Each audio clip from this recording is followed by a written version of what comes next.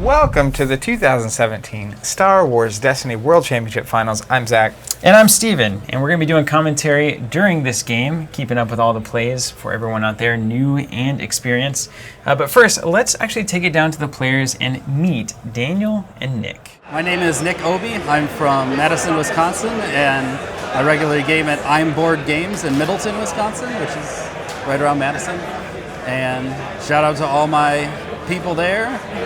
I'm Daniel Weiser. I'm a Minneapolis, Minnesota local.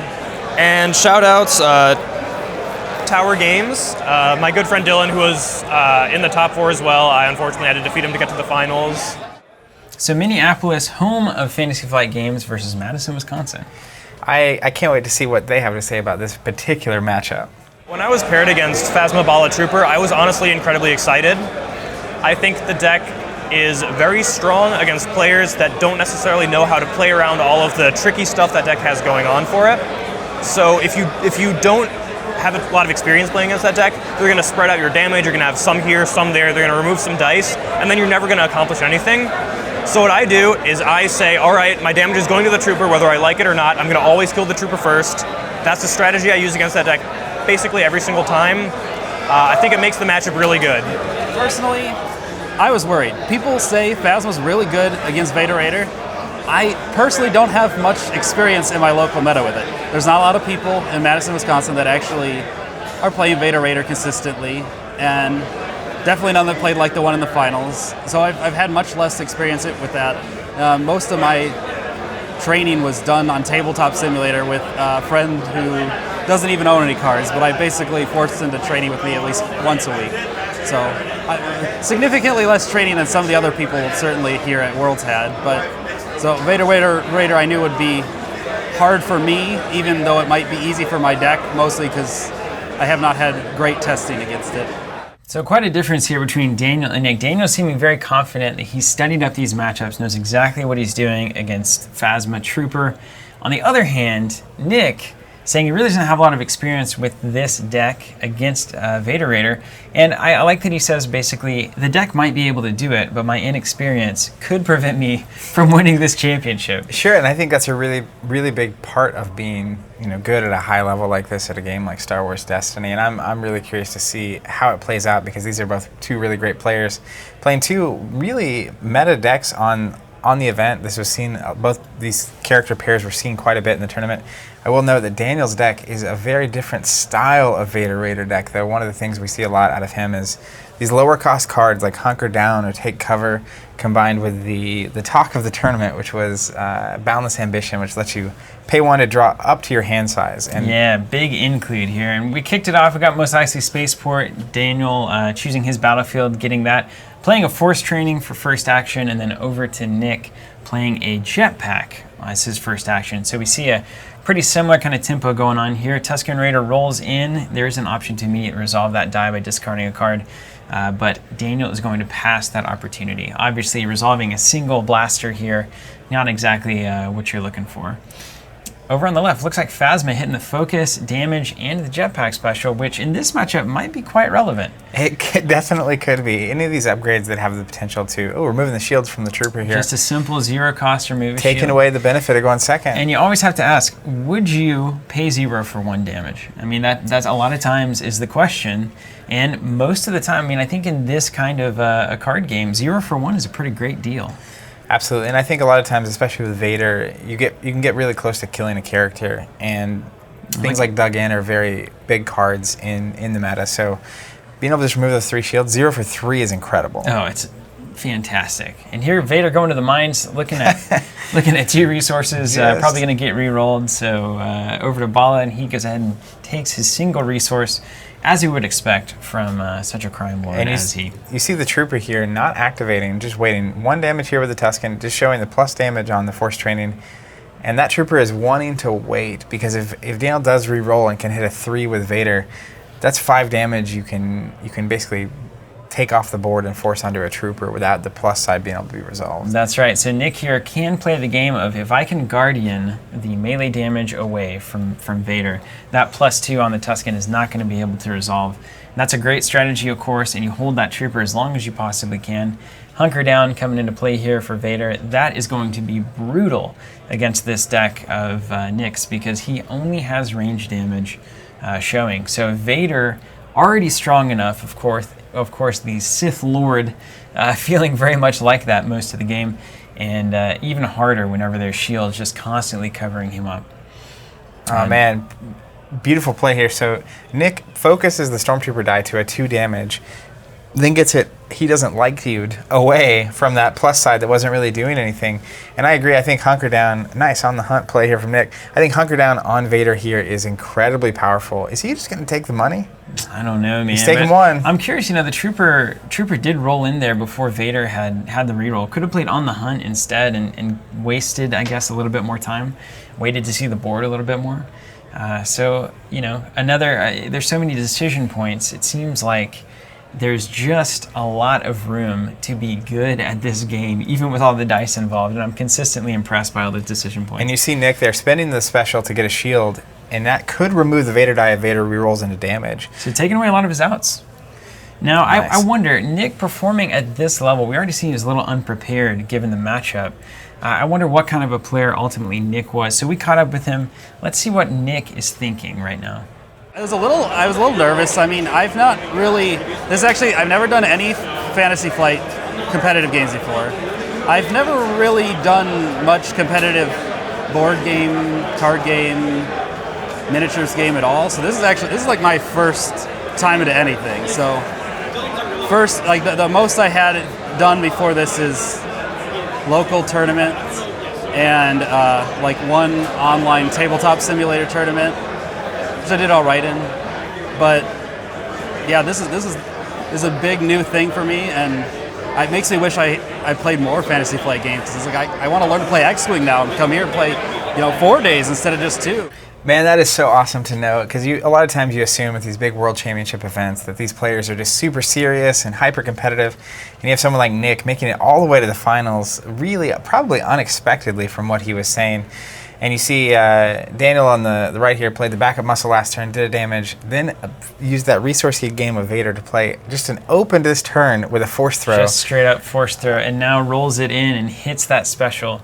So critical. And Nick gonna use He Doesn't Like You there to take away Vader's 3 damage, and that's Vader now gonna smash using the 2 disrupt to smash Nick's resources. And it's hard for me. I almost would rather. Nice, there it is. I was gonna say. Direction, I was gonna say. Getting rid of that Vader die is curious because that force throw on the table is rough, but this is almost a fully mitigated turn. Yeah, it makes sense. And this is the thing about electroshock. When you look at that, it is only 2 or less that it can remove. So wasn't going to be able to remove that 3 damage from Vader. Uses the He Doesn't Like You instead and makes it happen. So as we've seen, Nick, a brand new player, and so anybody out there watching, of course, this could be you, ultimately. This could be you. This could be you. Just local tournaments, maybe a little bit of online play here and there, and finds his way into the finals of the first World Championship for this game. Pretty fantastic. It looks like Daniel just hitting nothing on that reroll. Stormtrooper comes in for the resource. And this is seemingly a humongous turn for Nick, because all of Vader's dice are gone, having done nothing. And Nick still has 4 dice in the pool, so this is really, I think, his... Ooh, nice, a balanced ambition. Discard's a balanced ambition. Okay. Sometimes you got to get the damage, and there's one of them. 1 damage and a focus. Of course, not going to do a whole lot. 1 into +2 is really where you're looking there. But, this is not awful. Yeah, this is seemingly... I think this is a huge turn for Nick. Now, keep an eye on Nick, too, because sometimes he'll sacrifice this early momentum with this deck. Rather than getting the damage early, he's going to build his board a little bit. It's a bit risky against Vader because he can have some very explosive turns. And there goes the backup muscle for Nick. Can't say enough about this card. 1 for 3 automatic. And probably, you got it. Probably just a perennial favorite. I don't see any way that this goes away. Backup muscle there, moving the damage onto the trooper, and likewise moving 1 back over to Vader. And this is it's a tough spot to be in. I think that hunker down on Vader is going to present some serious problems here for Nick. He's going to be able to fill up those shields every time. And let's keep in mind, too, that now we have Nick sitting on a single card with these dice out. Does he want to spend some time re-rolling or not? And hits there, take cover with the discard. I think that he was Was he aiming for like a boundless or something there? Did he have any idea what was in hand? I don't think he's aiming for anything particular. Daniel doesn't have any resources, but you can see here the oppression of Vader happening. So he's got one card in hand. Let's see how Nick feels about discarding a card every time to the Dark Lord. The discarding a card from Vader is so brutal to have to deal with, especially as a range deck that really wants to re-roll a lot more. So one less card every turn is it's rough. And I think you can see that here as he discards again from Vader. That last turn should have been a potential huge turn for Nick. And he walks away basically playing a backup muscle and doing one to Vader. Yeah, and meantime, Daniel here rolling in again and hitting that force throw special, doing the one thing that I can never seem to do. Your force throw die, legitimately, I'm not sure have special sides. It's the word, but we got a best defense, and you see this deck just has answers. So Nick really in a position to mitigate these strong die out of Vader. And what he chooses is going to be very indicative, and he leaves the force throw in. Yeah, and I think both Vader dice, and he's saving basically the money because Vader could have smashed the other money. But I'm not sure, like at some point these decks have to start doing some damage. Yeah. And right now that curve is benefiting Daniel because Daniel's building his board.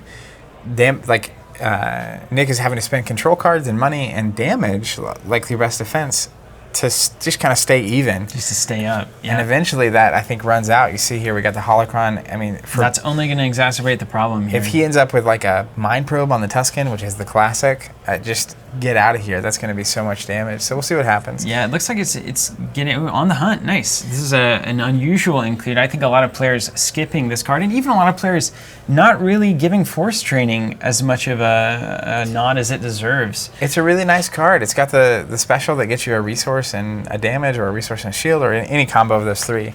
And on the hunt, meantime, shield mitigation, right? So this is the important thing I think about this event, and we talked about the metagame actually on a recent podcast, but this is the idea of how you build to a metagame. We saw Intimidate already. Now we're seeing On the Hunt, which is removal and it gets rid of shields. And this is important because a lot of decks running Dug In. We had a lot of Poe decks and these Phasma decks running Dug In. Very strong card, gets 3 resources if you control the battlefield. We also see Han Rey. You know, Han consistently getting those shields over and over again. Absolutely. We see Vader here with 2 to 3 shields during this game from those hunker downs. There was even a Qui-Gon Rey player at Worlds. That's right, one of them. That was you. There was maybe a few of them, but you don't have to worry about that too much at the top table. But that's the important thing, is that shields played a very important role in this Awakenings meta. And we have answers on the board here. On the Hunt and Intimidate happening. Holdout Blaster coming in onto Bala-Tik. And again, this is a Nick turn that could be just massive. He's only showing 3 damage currently. But I think you see both players here in the finals with On the Hunt. And it was a very not talked about card. I think that built-in removal every turn is a real aspect of the game. Yeah. Even the shield removal on the hunkered down Vader, like that's a really nice thing to have. Special here on the Tusken. And does he have the magic? On the hunker down here. He's got the resource. Does he have it? Is he going to immediately resolve? So we can discard card out of hand to immediately resolve and see what happens. And I think on Nick with no money, I'm not even sure I waste the card to resolve it immediately. You just wait for it. I mean, now here's the thing. It looks like that's what's happened. Now he's got the money. He's got the money. But that's 1 turn behind. And I got to wonder what Nick is going to do if we see a force throw or a mind probe on this Tusken. Because he's been focusing on Vader this game. And like that might change some strategies. There's the here comes the mind probe. Let's get it from Nick direct. The moment Mind Probe gets out on the Tusken is the moment that I feel like he needs to die. Because the ability to take 5 damage at the start of the turn, maybe 4 if I go first, which he was letting me go first every time, pretty much. 4 to 5 damage every turn is just unsustainable. And worse than Vader, because Vader at least can be mitigated. And it really is. I mean, that Tusken, he has the ability to discard after he rolls in to immediately resolve a die. And look at the damage shift here. So now the Tusken is the new target. He wasn't bluffing.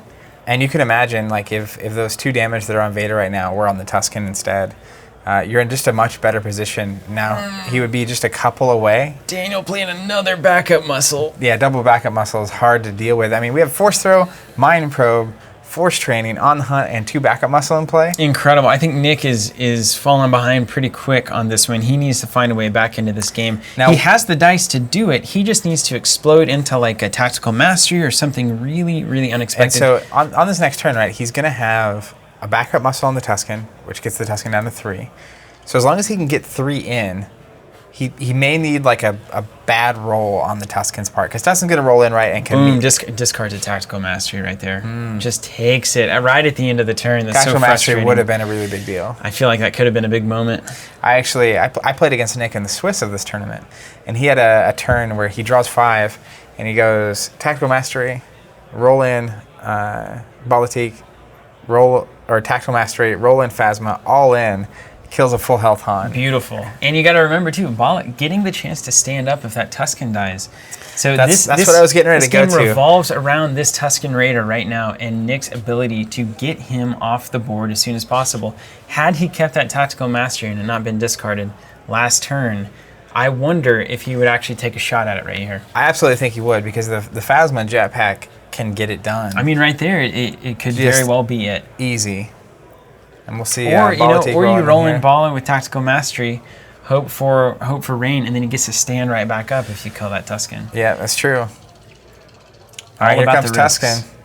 Here comes the Tusken. You're just special? praying for no He got mind on the probes hunt. here. Didn't. He just got blanks blank. it out. All right, Nick has a chance here. He He's can got a even shot. remove the die. That's actually the most critical part of that. Well, and he's got a lot of remove. This deck packs a lot of remove. I see best defense, and he doesn't like you still in there. And This one is- damage from force training, just a simple gun. And I think this is just a really big deal. This is the turn. So we have There's disarm. a disarm.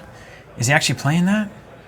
I don't think so. Oh no! I think he was trying to remove on the hunt, but it's not equipment. If I'm not mistaken, equipment or weapon, something like that. Yeah, on the hunt here, kind of a problem because it can remove a significant amount of damage, right? Just not great. Like that +3 on the jetpack. Look at those Whiffertons, though. Is that now here? So this is the moment where ultimately coming back over to Nick, he's gonna have the chance. If he had like that Tactical Mastery, that's where you can Tactical Mastery, reroll, resolve. Yeah. And that looks really strong. Absolutely. And looks like we got a reroll here into just a 3 3-for-1 gun. Hey, a 3 is pretty okay. This is what we're talking about right Yeah, here. If he you could doesn't just like get that you. Tusken off the board, you had to waste a card and another die just mitigating it instead of killing it. Yeah, and like that, he doesn't like you could have easily been used on Vader in a minute. He has a best defense, which could be helpful against Vader in a minute. Oh no, don't use that. What's happening? He's Using it to re-rolling with it. reroll. Oh my goodness. Oh, this is just Maybe he just knows he's painful. going for the gusto here. I think he feels like he's got to get Well, this he's got the Tusken off damage board. showing. He's got the 2 dice showing black damage here, with enough to make it happen no matter what he might remove on the hunt. Okay, so Tusken is definitely out, and that means Bala's going to stand up. So he's on the resolving hunt to Tusken remove while we can. the jetpack, which is good. Let's see if he gets him. All right, he's going to do it. So 4 to the Tusken, and a 3 to the Tusken because he had a shield. Yeah. Because on the hunt. No. Upgrading to a lightsaber to save. Oh, and that is just it, Save man. the money. That is so critical. Yep. Had he not had that opportunity, this is so drastically different of Yep. a game.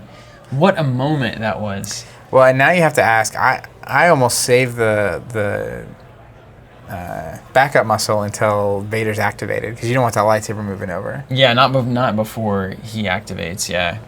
Let's go to Nick real quick and see if the decision to go does after kill the Vader Tusken first there. was right.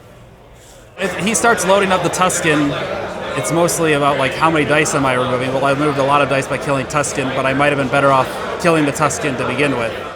And I think Yeah, I think he's so. absolutely right. Those couple of damage points going on Vader early weren't really doing much. Yeah, and I man, think but- knowing he's going to build his board like that, you're not going to go for Vader first. It's just too easy of a target to get This rid of. just looks so tough. And now, And so Nick's showing a discard. Vader's rolling in. We've seen Boundless Ambition. I think Nick thinks that he has one. Let's take it to Nick here. He had 2 cards in hand, and I knew one was Boundless Ambition. I knew he had been playing it, and just kind of like, I could tell he had it in there, and it's like, if I hit this, I'll be so far ahead, but if I don't hit this, then he gets 5 rerolls and does 6 damage with Vader, and Phasma's basically dead. So good. So you All right, got so to we got take a your 50-50 shot. 50-50. This is one of those risky, like one of those plays that could be explosive, and he gets to take cover. So does Daniel have the Balanced Ambition? Because if he does, he gets 5 rerolls here on Vader, which would probably be enough just to end this game. And look, if he doesn't, look, Vader is showing nothing. And he's here, got and he's it. got the Draw Boundless 5. Ambition. He's going to be feeling great So right now. It's not as if we didn't just witness it, but let's go ahead and just ask Daniel, why does he have Boundless Ambition? I put Boundless Ambition in my deck because on the way to a local Thursday night tournament, My friend, whose car I was riding in, told me that Boundless Ambition is great, and I had totally overlooked it because you draw up to 5 cards every turn. So I was like, okay, that card's not that exciting. But then I was like, all right, what if we played a deck with a bunch of zeros? So we tried out that deck at that tournament. It was fine. We took it to some other tournaments. I refined it a little bit and ended up where I am now. And it makes the deck very strong. You get to play a bunch of cheap cards and then get a bunch of rerolls or draw into more cheap cards and play them out. So it just makes you draw a lot of cards, you see a lot of cards, and then you do a lot of damage because you have so many rerolls. So your Boundless Ambition turns are incredibly powerful. And you can see that playing itself out here. He played an Enrage to gain a money. Now he's re-rolling with Vader, just showing tons of damage And more here. specifically, the thing that I love about that Enrage is that Nick is showing on the Hunt special. So rather than giving him 2 shields for free, he is removing one of his own shields to get a money for his trouble. Just these kinds of incredibly, just knowing that trigger aware needs to happen. plays. Yeah. Well, and he rolled the lightsaber 3 there for a resource. It's getting removed here from on the Hunt. But it would have been removed, and you would be shieldless anyway. So now you at least have a money for your trouble, and he's going to force throw the resource out, make sure no control's happening here. Yep, absolutely. That is Vader's biggest enemy. And now he's just got the full turn to just explore how he wants to do this. And depending here, so he's going to just do some damage here to Phasma, but depending on what he's got in his hand, rerolling potentially into that special on the Holocron. Boundless Ambition is great for drawing key cards, like if you need a force ability to drop in with Holocron. So we'll see how this plays out. Just going to take his time here, seeing what Nick's doing, I think, before he commits to spending his cards. Another backup muscle there. And then we have Force the Force Strike. Strike. Boom, there Phasma's it is. out of town. No need to re-roll that. And this is Phasma looking coming rough in. here. Beautiful. So good. And I think, the macro level of both of these decks, Vader has this potent and just consistent damage curve. Vader Raider, you see it, he's just doing damage, and he's just kind of barreling in there. Nick's, on the other hand, he's all about building his upgrades. He got that multiple action with Bala-Tik, but again, what did it really do there? Yeah, it did not do enough. And I think that turn, and even the turn before it, but that turn in particular, so many things could have gone differently for Nick in that case. To get the Tusken off the board, prevent the lightsaber play, to then use the backup muscle somewhere else, etc., to get Bala to stand Just up. all a big chain of decisions, all right? of the decisions that stemmed from kind of just an out-of-order process. And it's really unfortunate because I think that, without a doubt, this game swung so hard to Daniel in that moment. We see some more removal there, flank coming in from a single lone Bala-Tik. And you see the problem Vader presents in the long term, which we touched on earlier. Nick plays a gun on Bala-Tik. Vader goes, he has to discard a card. Now he spends a card on removal. He's down to 2 cards. He's down to 2 cards, and that's not a lot of room for rerolls, so he just needs to hit the range. Oh, man, he did. See some money here. This is pretty solid. That's So he's 5 showing damage 5. showing with no force throw That's what he on needs. deck. I mean, it's what he needs right now. And you see Daniel probably having to really think about it. He's got no answer there, so he's just going to do some damage himself. All right, gonna try for a reroll. And doing, just got rid of them. Getting pretty greedy here. Got rid for of the me. 1 for the money. He doesn't have the money, though. He spent the money. Yeah, that's true. I don't know where that went. He did. I think he put that blaster out. What did he do, that blaster and something else? That's why I don't know where the other money went. Well, I gotta tell you, man. There's a special on There's the Holocron. special. That could be bad news beats. Vader might have crushed it, too. Taking the money on Bala-Tik. Interesting. Yeah. I This just- is Nick is the sirens are blaring here. This is just like Double force throw. ship Get is- out of here. The ship is sinking. There's at this point, Special here is I'm brutal. not sure there's any outs. I mean, in a perfect world where blanks are all over the place, but oh goodness Just gracious. money in the bank. He's That's got the gonna be the end one of this range one, damage guys. showing on the other throw. Well, the good thing is the best of 3. That is true. I mean, technically speaking, this is the kind of the trick to me. He could do 2, 4, 5, 6, 7, 8 damage. I think that's it with the backup muscle. There it is. Yeah. So while they get ready for game 2 here, he could have done 8 or 9 damage right there with that setup with Bala-Tik. It's scary. So he's not that far off. I mean, yeah, if we're looking at the oddsometer, it's certainly, the needle is certainly pointing in Daniel's direction. Anything is possible, but that's kind of the exciting thing about Destiny and how these dice actually work in a way that I didn't think I would like, but I actually love.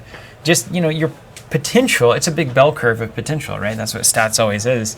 And so technically, if you hit it perfectly, he could really kind of swing back into this game. But we're going to game 2. Speaking of dice rolls, back to 4 damage showing Eisley. here on Phasma. Oh, and that's a good way to start things off. That here. is crazy. So we got the Holocron on the Tusken. Nick chose Daniel's battlefield, opting for the shields versus his own battlefield. And not a whole lot out of the Holocron there. And Nick Total just rolls blanks. out heat. So at this point, Daniel's won the first game. Let's cut to him and see what he's thinking going into this moment of the game. Especially 6 damage here. When he rolled out and had 6 guns showing, 6 range damage showing, I was a little bit scared at that point because I feel like that's one of the ways I can lose when my opponent just rolls a bunch of guns. That means you got a pretty good deck if your only way of losing is when your opponent rolls real well. But now we've got the perennial question here for Nick. Do we learn from our last game and try to get Raider off the board before the Mind Probe goes down and just take care of business? Or do we again concentrate? He's going after And it Vader. looks like he's going after Vader, and I think that is, especially with When the you've got Holocron 6 on the board. already on the Tusken, Yeah. you can do 6 to the Tusken. It's true. It's true. It's so hard. These decisions are difficult. I know the best thing that we can do is just ask Nick directly, so let's get it. Typically, going after Vader is, if he's dead, then before Phasma's dead, there's no way that you lose the game. If you get at least like one more activation with Phasma off by the time Vader's dead, it's in the bag. And I think it's important you see the hunker down coming on Vader now and not revealing that play until your opponent's committed the dice. Just such a critical component to Destiny, honestly. And another backup muscle here from Daniel. And I have to really, I do have to question Nick on this decision to go after Vader first. I know that this is kind of like the Han Rey. It's like any 2-character matchup. Luke, Akbar, everything is like, where do you go with the damage? And I just feel like I have 6 showing. That Tusken is almost dead. I've got it teed up for a Bala reactivation, so I can start to count on that play. And there's the Boundless again out of Nick, or out of Daniel. And this is going to let him do rerolls with that Holocron and maybe even get a Mind Probe or Force Throw into play on this first turn. Knowing he's committed to Vader this hard, I think that could be a lethal opening right here. Definitely allows you to play with a Rerolling. lot of good knowledge about where your opponent's going. Oh man, Oh my God. sticks and stones may break my bones. My goodness. Holocrons get me free upgrades. I think Nick is going to regret this Vader decision because now we're showing a special. If Daniel has an ability upgrade in hand, this just got weird. And if it's Mind Probe, heaven help us all. And Nick claiming here, I don't think he's going to bounce anything to gain in money. It could also be nothing. I mean, you could have nothing with that Holocron out of 10 cards. I don't know. Plays an Intimidate. So the just shields on 0 for Phasma. 1. We said it last game. We'll say it again. There's Another another. Oh, hunker that's down. brutal. Two shields a turn. That's probably just an impenetrable wall. Does he have anything with Holocron, though? I don't think so. I think we would have seen it already. Just enraging, going to gain in money. Oh, here it is. Just chaining out the cards. All right, nope, Hey? no, nothing on the Holocron. Ooh, But boy, still, I mean, Nick, you lucked out there. I think that's good. That's good for Nick. So I'd take a 6/6 turn, Stormtrooper versus Vader. I'd really prefer to shoot on the Tusken. Yeah, I'm gonna be honest with you, especially with the Hunker Downs. If that Tusken had 2 health left, especially given Bala-Tik, right? So here you could put the jetpack on Bala-Tik. Oh, I know. And then it's like, oh, if I kill your Tusken, I get double. That hurts. It does. And there's the Trooper gone, courtesy of the backup muscle. And they go fast. Now, of course, on the flip, you could he's hit got a all roll the like damage. that, and you could remove the shield if you wanted to. You could do some damage to Vader and have a near-dead Vader. But of course, there's the shield. Is it going to get used here? Oh my goodness! This is just hurts. wild. It's Just wild. I really think that double hunker down is just so painful. Yeah, it's almost impenetrable, honestly. It's nuts. But this is the beautiful thing about the metagame being so ranged focused. You can roll in here with hunker down, but shields are still a problem. So let's look at Daniel. Why is he including On the Hunt? On the Hunt is certainly unusual among Vader Raider players. However, it's an incredibly strong card, and once I already have a bunch of non-blue cards, I can't really play No Mercy, so at that point, I might as well just play the strong yellow card. And I love this comment from Daniel because I feel like a lot of players tend to just kind of start putting in the like quote unquote automatic cards into their deck. And the reality is On the Hunt is just flat out a great card. Yeah, it is. It's a for fantastic one cost, card. what you get out of that upgrade is really unmatched. And so just running the good cards. And wouldn't you, as Nick, like to see it on the hunt right now with Vader double hunker down? Yes. You know, it's these kinds of And matchups. he's got it in the deck. And I think Nick or Daniel has to expect some mirror matches throughout the event. And so there we go. Speaking of, there's another hunker down on the board. So shields are everywhere in the Awakenings meta as it stands right now at this World Championship. And just include all the cards that that deal with them. And you kind of see Daniel 3 here shields. stalling a little bit with Vader. He's got that special Nick does on Jetpack. So if you're all melee, he can just kind of take it away. And we'll see what Vader gets. And there it is. Yeah. And there And it you got to goes. spend it. So Jetpack away. Jetpack gets you a shield and prevents 3 damage. That's a 4 damage swing. And Vader swings at nothing. Whoa. And look at all the shields on the board. They called it. Daniel specifically called it. Intimidate and on the hunt. Having no problem here. And now getting the dice in the pool. Little reroll. Some 3 for damage. 1. I would be curious to know how much of Daniel running on the hunt had to do with another backup muscle. That Tusken could be so dead. Oh, I know, Zach. How much... Hindsight's 2020. It really is. How much of his inclusion of it is in anticipation of a mirror match style game? Yeah, well, I think you have to expect it. Oh, man. Oh, nice. Remember, Daniel's from Minneapolis, so I imagine he plays at FFG somewhat often. He had his Tower Games shout out, but probably for bigger tournaments goes there. And they have a really big group, right? Obviously, it's like the mecca of this community. So you get to see a lot of things, and he saw, I'm sure, a lot of Phasma Bala-Trooper. I know that was big in Minnesota. And then probably saw a lot of Vader-Raiders that started to go towards this style of deck. And so you see the mirror match a lot when you go to those big events in those big metas, and you have to imagine, there's the Mind Probe going down. You have to imagine you're ready for your own deck. I think that's the final step of getting ready for a big tournament. Can you beat your mirror match? And do you need to include 1 or 2 cards to do that? And I'm really curious here, Nick deciding to do 1 damage to Vader, removing a shield, instead of putting a damage on the Tusken. And I get that you're kind of just going after Vader, but those on the hunts are going to replace it, like, now. Yeah, those hunker right? downs. Yeah. Just going to add the shields. Yeah, those hunker downs. So it's, I don't know. Like, and especially... I get putting the backup muscle damage on Vader, because it's Yeah, going through under the yeah. shields. It's But until you unblockable. can really do enough damage to get through the shields and put damage on Vader, I think I may be, oh man, that hurts. Immediate resolution of Mind Yeah. Probe, and sometimes that is just too much to deal How with. about this? Take 5. Oh, no. All right, Phasma needs some Or 4, rather. I think he played that on the hunt already. she has all in. I see it in the hand. So Nick could get a pretty ball and roll here, and just doesn't. Gets a focus, but You like to see the focus, but aside from that, that is just not what we needed. yeah, and that's where it's like, even here, if that Tusken had 1 damage on it, you know you can put another on with backup muscle, and so there's a lot of rolls here that Nick could have rolled with an all-in that would actually just kill the Tusken. And there's the force throw coming in for the Tusken. And I have to wonder, I actually have to question Nick talking about how, if Phasma is alive going in versus Phasma and Tusken, like that matchup, that the Tusken can't win that. It's like, I've played Vader Raider a lot, and I have seen these Tuskens do exactly this. 4 or 5 damage every turn. There's not a lot that you can do to say that that's an unwinnable matchup for the Tusken Raider. Especially, look at this, force throw Mind Probe on the hunt. Well, and I think part of that is Nick's deck usually builds upgrades so well and has the redeploy assets, as we saw in the top 4. Phasma's just built. And so Phasma's built with, right now doesn't have a redeploy on, but normally, in most games I've seen him play, that was the case. And so when you get out of that Tusken, it only has 8 health. You can move a lot of dice through that Tusken. When you have your board built, you can really just knock him out with a single all-in kind of turn or something. Nick going for the reroll here, and is still looking for this all-in play. And he got it. This is it. Yeah, this is what you want. Focus on Phasma. Perfect. The jetpack. This is going to be the turn. And we'll see if Daniel does pro play. He could actually. There it is. Oh no. That's a pretty good play. I was gonna say he could disrupt Nick's resources and prevent it from happening, but here we're This looking is an at awkward play, actually. This is awkward because there's no way to focus into a black gun here. I guess you could do it on bail, but it's the same. Yeah.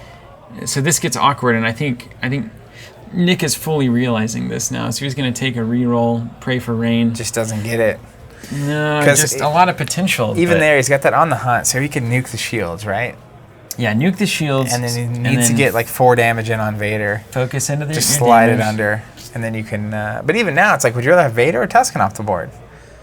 That's really tough. Boy, see, Zach, he's so close. If you get all in here and hit 6 damage on the hunt, that's possible with the dice showing. You could do that and just kill Vader outright. Yeah. Well, that would be a...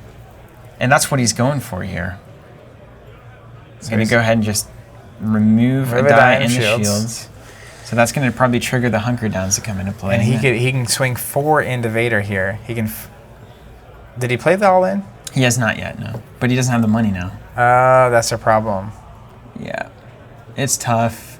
This is just tough. I think he had a couple of rolls there, and if he had hit those guns, that looks really good. Or the focus early. Yeah. Yeah, he had opportunities, but those hunker downs just going to pay their weight in gold here. I mean, imagine how much health that has given Vader. Probably 7 or 8 at least.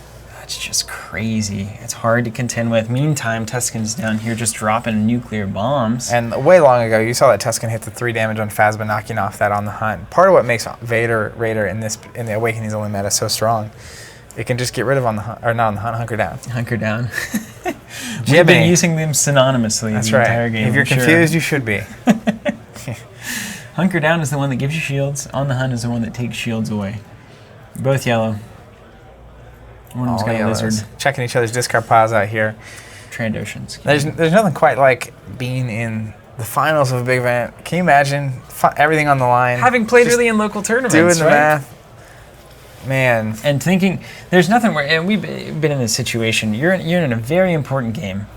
Maybe people are watching, and you expect that at this point people are watching or going to be watching, and you just don't want to do anything really stupid, you know? Like, you when the puzzle is solvable in front of you and you have that pressure and you think... You don't want to punt it. I think that it's here, but I might just be missing it. Sure. It's very stressful. And I know that Daniel actually comes from a background of playing plenty of Magic, from what I understand. He's been in some tournament circuits for that game, so probably used to these, grindy tournaments, playing at a higher level, getting to finals, and now goes after the Tusken. Now goes after the Tusken. Again, it's just this switchy target. It's the old art of war, switching battle tactics mid-game is bad. Every time I've done this, I have lost. Yeah. Now, I will say the thing about, to conclude your note earlier about being in a big event or a top event like this when you weren't really expecting it, it's also kind of like playing with house money. Yeah, that's true. You're just having a good time. When you were just here to have fun and then you ended up in the finals, it's a lot less pressure, honestly.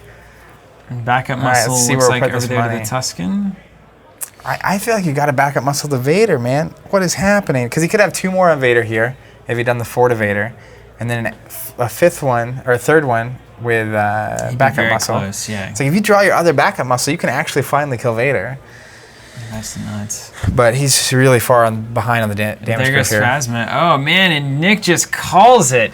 There you have it, guys. So Daniel sweeping this one up.